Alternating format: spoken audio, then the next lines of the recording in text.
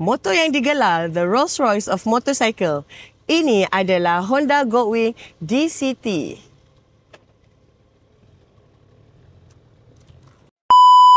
Ini adalah sebuah motosikal mewah yang menjadi idaman ramai peminat motor besar. Assalamualaikum, hai, bersama saya Khalida dari Zaman Motors. Antara sebab kenapa ramai yang sukakan motor ini adalah kerana keselesaan. Seperti macam bawa kereta mewah guys. Ianya sangat stabil, senyap dan empuk. Kapasiti enjinnya yang besar dan smooth membuatkan perjalanan jarak jauh tak terasa letih. Seatnya juga sangat spacious.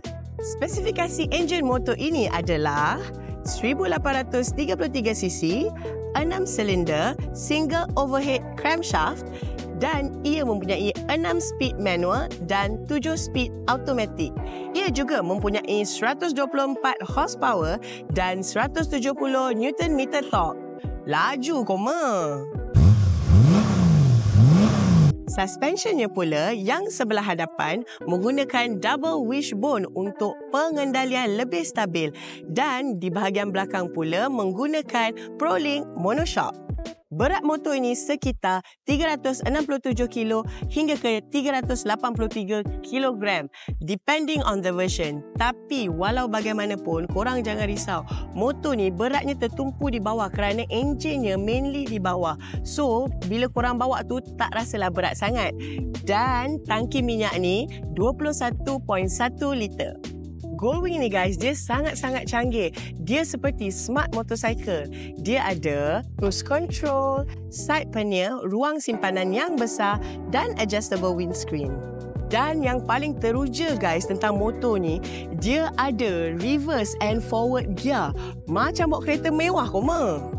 Tapi guys, itu tak cukup lagi. Motor ni dia ada sound system yang premium. So korang boleh layan lagu all the way to your destination.